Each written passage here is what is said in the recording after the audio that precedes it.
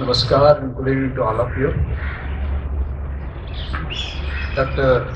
Muhammad Ali Rabbani ji, Cultural Counselor, and all the friends in the Embassy of Iran, dignitaries and friends.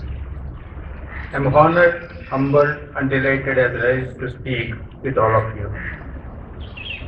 Even as the delight is trying to run amok in my head with more than little help from its old pal, ego, I also pause and introspect whether I deserve this honor of attending this meeting as a guest of honor. If the world has learned something about any constant, it has to be not Newton's or Einstein's constants, but constancy of knowledge in shaping the world. There is no knowledge or understanding that can be considered as a waste ever. Every knowledge, every understanding has some utility in shaping of the world, internal and external, the paradigms of individual and collective, and beyond all that, in alleviating the pressures of time. The remarkable thing about knowledge is more than its purpose, its utility. Knowledge, all knowledge, is beautiful and meaningful, not in isolation, but when shared and consumed. Had knowledge of each community been left to sleep in its warm confines, world would not have progressed materially and spiritually. It is this sharing of and caring with knowledge that has brought all of us together today on this beautiful evening. There is a universal agreement that no language should be allowed to die, for each language represents the culture where it is practiced. One should go further than that and understand that no cultural practice or cultural thought should be allowed to go extinct. For each cultural practice is a world in a miniature form.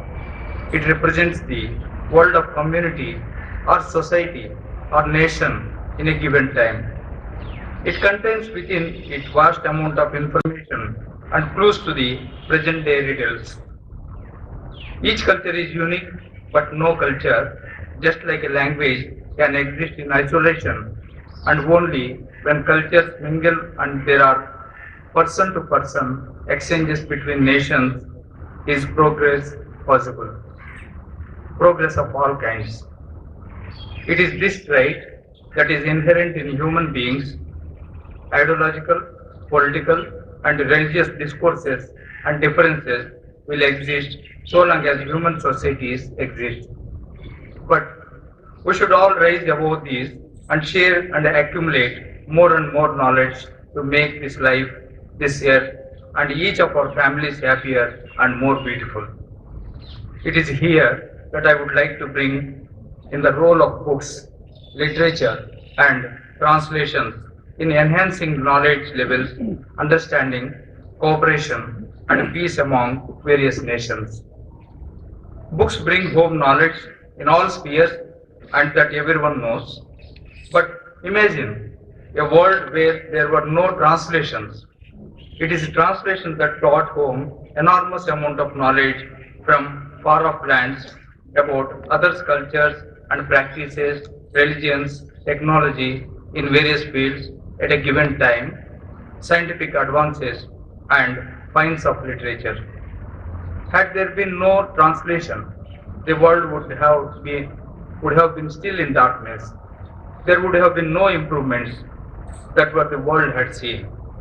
Finest of astronomical observations from India and Iran were translated into many European languages and that ushered in the new era of astronomy across the world. Many translations of loftiest spiritual teachings from India, Iran, and China brought new knowledge and cheer to millions across the world. In the same way, many materialistic advancements, especially in science, were brought home to many Asians through translations. So, translations and literature too bring more knowledge and increase our understanding of outer world. But it is not mere enhancement of knowledge levels that I am referring to. when one's understanding of the world, not only around one, but also of the far off land, one's perception of various communities, societies, and nations completely change.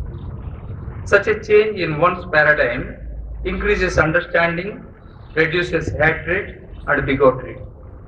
When there is increase in the understanding, abolishment of hatred and bigotry, there will be automatically an enhancement of inclination to cooperate with other communities and peace will be inevitable result.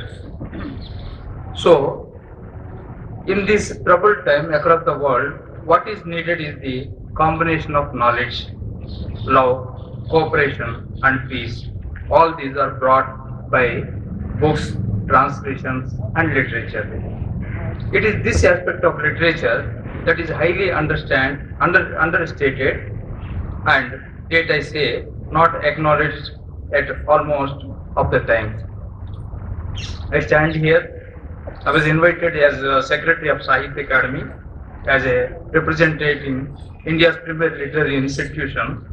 I am proud to say that we engage ourselves with all three, that is books, translations and literature. It is our unsaid commitment to enhance cooperation, amity and peace among communities, and we have been engaged in this literary service for the past 66 years. Let there be enhanced literary exchanges between these two great countries, India and Iran. Let there be more cooperation and peace among nations. It is this message, or rather I should say, these thoughts of mine I wanted to share with all of you beautiful people on this beautiful evening. My best wishes to these four eminent Indian scholars to whom the honorary membership in the Academy of Language and Literature of Iran is being conferred, and thanks to Embassy of Iran, Cultural Council, and may all human beings live in happiness and peace. Thank you all.